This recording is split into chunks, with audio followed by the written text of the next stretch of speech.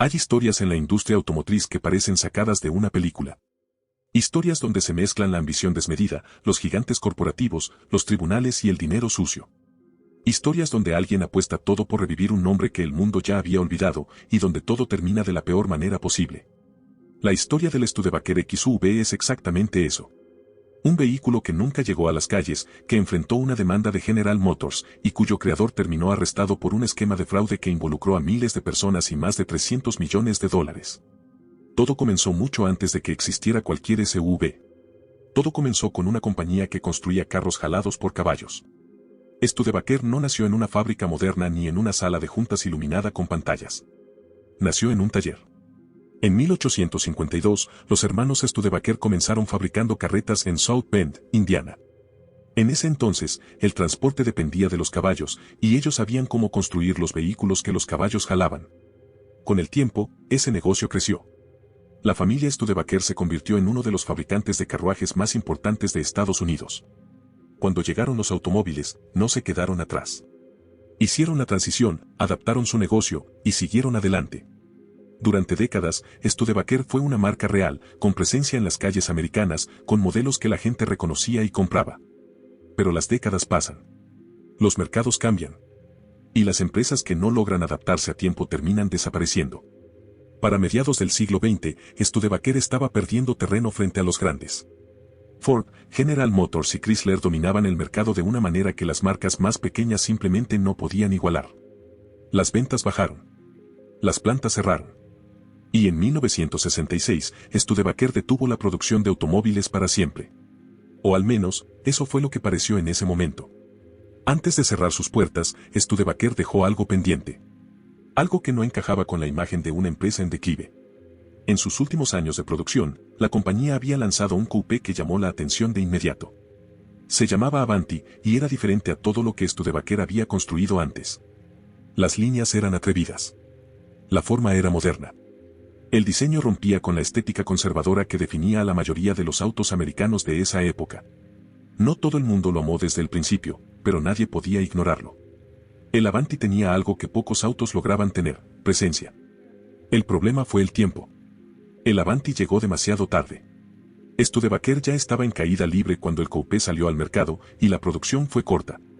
No hubo suficiente tiempo ni recursos para que el modelo alcanzara su verdadero potencial. Cuando la compañía cerró en 1966, el Avanti parecía destinado a desaparecer junto con todo lo demás. Pero había dos personas que no estaban dispuestas a dejar que eso pasara.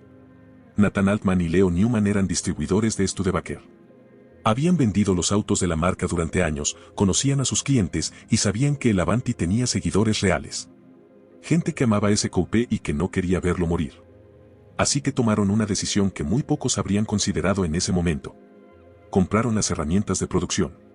Se quedaron con una parte de la vieja fábrica en South Bend. Y comenzaron a construir el auto ellos mismos. Lo llamaron Avanti II, y lo produjeron en números pequeños como un automóvil de lujo para un grupo reducido pero leal de compradores. Era un negocio modesto, pero era real. Y durante años, funcionó. El proyecto pasó por diferentes dueños con el tiempo. Las manos que controlaban Avanti Motor Corporation fueron cambiando, pero el espíritu de mantener vivo ese nombre siguió presente. Hasta que a principios de los años 2000, el control de la compañía llegó a manos de un hombre llamado Michael Kelly. Y fue en ese momento cuando la historia tomó un giro que nadie esperaba. Michael Kelly llegó a Avanti Motor Corporation con ideas grandes. El mundo había cambiado desde los días del Avanti II. Los coupés de producción limitada para coleccionistas eran un negocio pequeño, y Kelly tenía ambiciones que iban mucho más allá de eso. A principios de los años 2000, el mercado automotriz americano estaba dominado por una categoría que no existía de la misma manera décadas atrás. Los SUV grandes lo eran todo. Los compradores querían vehículos enormes, poderosos, que proyectaran una imagen de fuerza y estatus. El Hammer H2 acababa de llegar al mercado y se estaba convirtiendo en un fenómeno. Las camionetas de lujo se vendían solas. Kelly vio eso y tomó una decisión. Avanti tenía los derechos sobre el nombre Studebaker para vehículos tipo camioneta. Eso era un activo que nadie había aprovechado.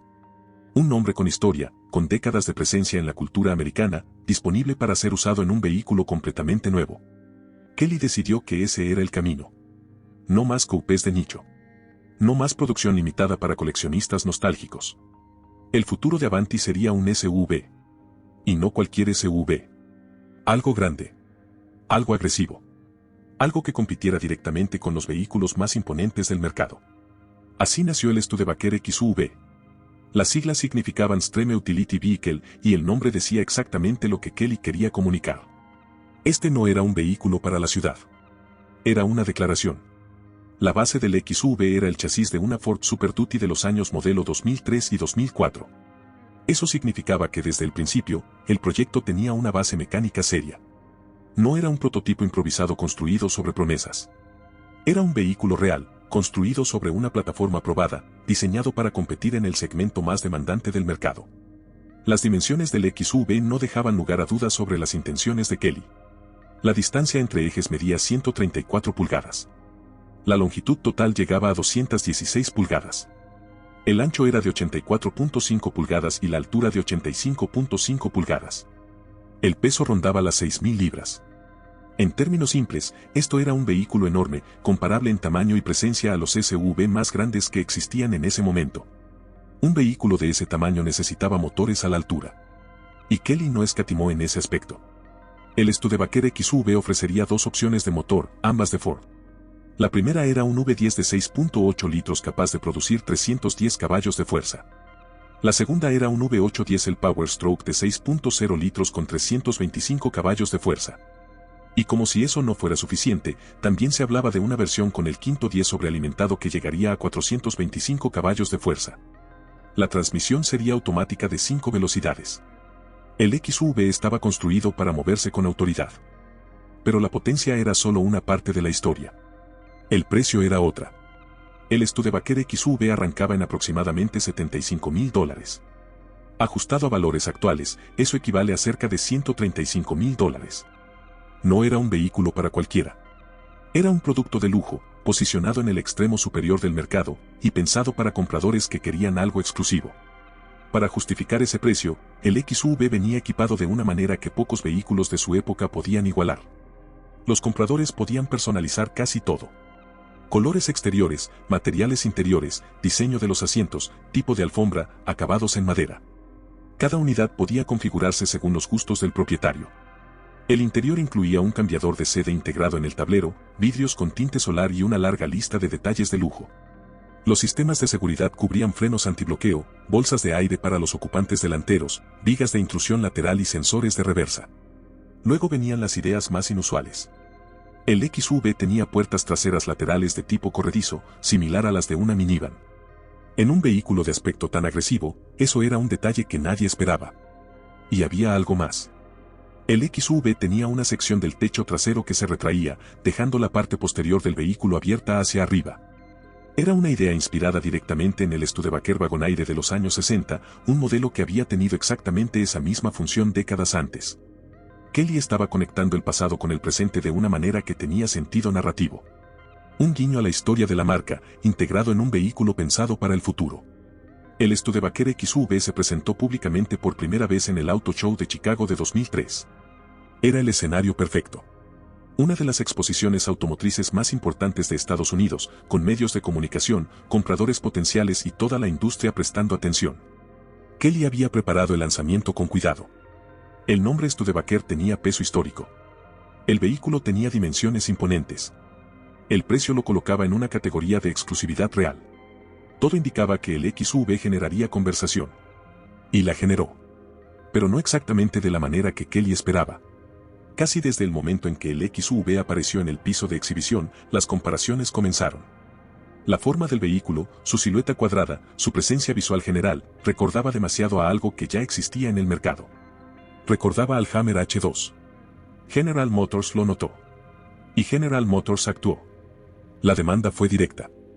GM alegó que el diseño del Studebaker XUV copiaba el del Hammer H2 de una manera que podía confundir a los compradores. La acusación era seria. No se trataba solo de una carta de advertencia o una queja informal. GM presionó para que el vehículo fuera retirado del piso de exhibición del Auto Show. Eso era un movimiento agresivo, especialmente considerando que el XUV era todavía un prototipo. No había llegado a producción. No había una sola unidad vendida. Y aún así, el gigante automotriz más poderoso del mundo estaba dispuesto a ir a los tribunales para detenerlo. La reacción de Kelly fue inmediata y sin concesiones. Respondió públicamente que no habría confusión posible si los dos vehículos se colocaban uno al lado del otro. Según él, el XUV tenía su propia identidad. Era más largo que el H2 por más de 2 pies. Tenía una forma de capó diferente, una parrilla distintiva y detalles de carrocería únicos. Dejó claro que ninguna pieza de GM había sido utilizada en la construcción del XUV y que el diseño era completamente propio de Avanti. Kelly no se limitó a defenderse. Fue más lejos. Señaló características que el Hammer H2 simplemente no tenía. Las puertas corredizas traseras eran una de ellas. El techo retráctil era otra. Argumentó que esos elementos hacían al XUV un vehículo funcionalmente diferente, con una propuesta de valor que el H2 no podía ofrecer. Y luego lanzó una acusación que resonó en la prensa especializada. Avanti sostuvo que la demanda de GM no era realmente sobre diseño. Era sobre control de mercado. Una empresa grande intentando bloquear a una empresa pequeña para que no pudiera competir en un segmento que GM consideraba suyo. Era una narrativa poderosa. El pequeño contra el gigante. El fabricante independiente contra la corporación más poderosa de la industria automotriz americana. Y había un detalle adicional que le daba más textura a la historia. El Hammer H2 ya había estado involucrado antes en una disputa de diseño separada, esta vez con Daimler Chrysler, relacionada con la parrilla del vehículo. Así que GM estaba en una posición incómoda. Mientras acusaba a Avanti de copiar su diseño, su propio diseño estaba siendo cuestionado por otra compañía en un caso diferente. Todo esto generó una cobertura mediática significativa. Artículos en revistas automotrices. Notas en medios de negocios. El nombre Studebaker, que llevaba décadas fuera de la conversación pública, estaba de regreso. Y el XUV, que era apenas un prototipo, se había convertido en un vehículo conocido a nivel nacional sin haber vendido una sola unidad. En ese sentido, la demanda de GM fue, paradójicamente, la mejor publicidad que el XUV pudo haber recibido. El caso se resolvió eventualmente fuera de los tribunales. Avanti acordó realizar modificaciones de diseño al vehículo. Una versión revisada del XUV apareció en el Auto Show de Chicago de 2004 con esos cambios incorporados. Exteriormente, los ajustes buscaban diferenciar más claramente el XUV del H2. El proyecto seguía adelante. Los planes contemplaban producir alrededor de 1000 unidades por año. No era volumen masivo, pero era suficiente para establecer una presencia real en el mercado. Todo parecía indicar que el Studebaker XUV finalmente llegaría a manos de compradores reales. Pero hay una diferencia enorme entre parecer que algo va a pasar y que realmente pase. El Studebaker XUV nunca entró en producción. Y la razón no fue la demanda de General Motors. Eso se había resuelto. El diseño había sido modificado. Los obstáculos legales más visibles estaban superados. La razón por la que el XUV nunca llegó a las calles fue algo completamente diferente. Algo que no tenía nada que ver con carros, ni con diseño, ni con demandas corporativas. Tenía que ver con dinero. Con miles de personas. Con una red de engaños construida durante años.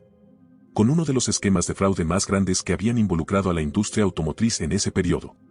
En 2006, Michael Kelly fue arrestado. Las autoridades lo acusaron de operar un esquema fraudulento a gran escala que involucraba arrendamientos de tiempo compartido y pagarés de inversión. Miles de personas habían puesto su dinero en ese esquema, atraídas por promesas de rendimientos seguros y atractivos. El monto total involucrado superaba los $300 millones. Era un esquema Ponzi. Una de esas estructuras donde el dinero de los nuevos inversores se usa para pagar a los anteriores, creando la ilusión de que el negocio funciona hasta que deja de funcionar. Hasta que no hay suficientes inversores nuevos para mantener la ilusión. Hasta que todo colapsa. Y cuando colapsó, lo hizo de manera total. Avanti Motor Corporation no sobrevivió al arresto de Kelly. La compañía entró en un proceso de desintegración que culminó en 2007, cuando desapareció por completo. Con ella desapareció el Studebaker XUV. No hubo remate de activos que salvara el proyecto. No hubo un inversionista de último momento que comprara los derechos y continuara el trabajo. El prototipo, los planes, las especificaciones, todo quedó en el pasado.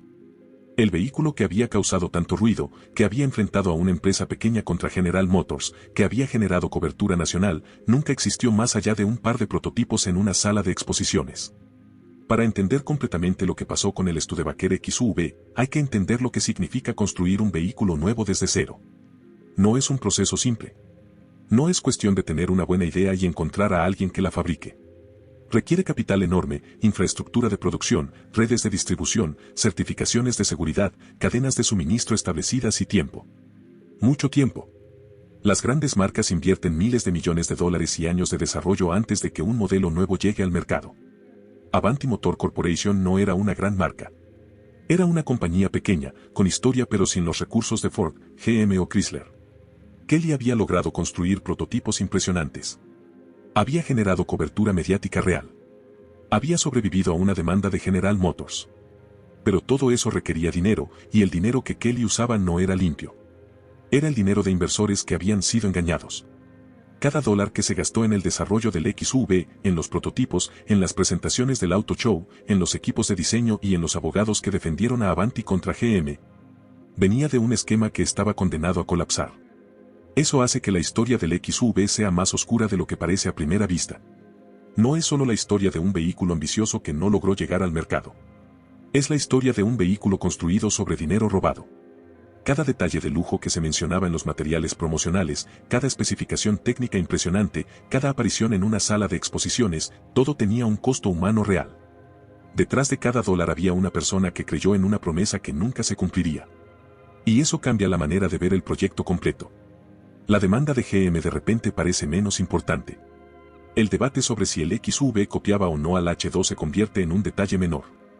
Lo que queda en primer plano es la imagen de miles de personas que perdieron sus ahorros financiando, sin saberlo, el sueño automotriz de un hombre que los estaba robando. La historia de Studebaker como marca tiene una ironía profunda cuando se mira en su totalidad. Nació de la honestidad del trabajo manual. Los hermanos Studebaker construyeron su negocio con sus propias manos, fabricando carretas que la gente necesitaba, ganando su reputación despacio, con décadas de trabajo real. Esa reputación fue lo que les permitió hacer la transición al mundo del automóvil y convertirse en una marca que millones de personas conocían. Era un nombre ganado de verdad. Cuando Studebaker cerró en 1966, ese nombre quedó cargado de historia genuina. Décadas de presencia real en las calles americanas. Modelos que la gente recordaba. Una tradición de manufactura que venía desde el siglo XIX. Y cuando Nathan Altman y Leo Newman decidieron mantener vivo el Avanti después del cierre, lo hicieron con respeto por esa tradición. Eran distribuidores que conocían el producto, que conocían a sus clientes, que tenían una razón honesta para continuar. Lo que hizo Michael Kelly fue diferente. Kelly no tenía una razón honesta. Tenía un esquema. Usó el peso histórico del nombre Studebaker como parte del decorado de una operación fraudulenta. El prestigio de la marca, la nostalgia que generaba ese nombre, la curiosidad que despertaba verlo en un vehículo nuevo, todo eso fue instrumentalizado para crear una imagen de legitimidad que no existía en la realidad.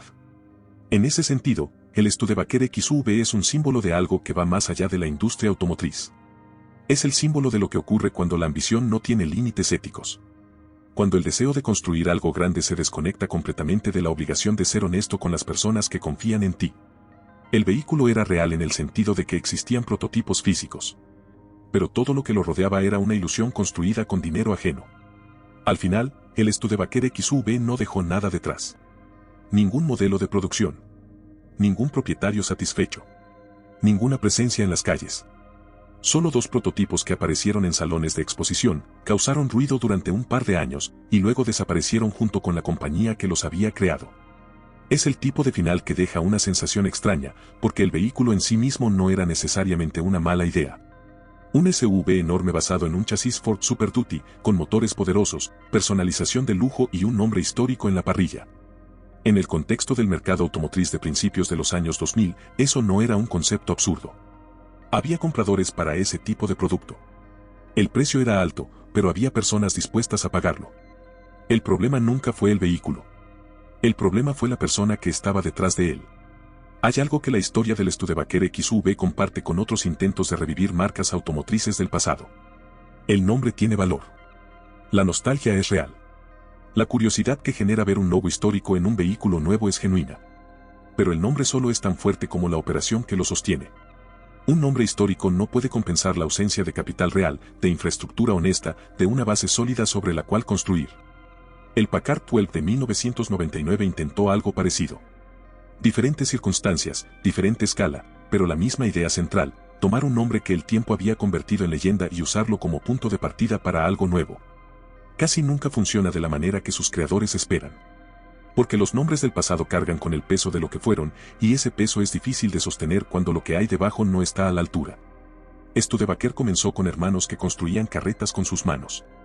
terminó, en su último capítulo, con un hombre arrestado por robar el dinero de miles de personas.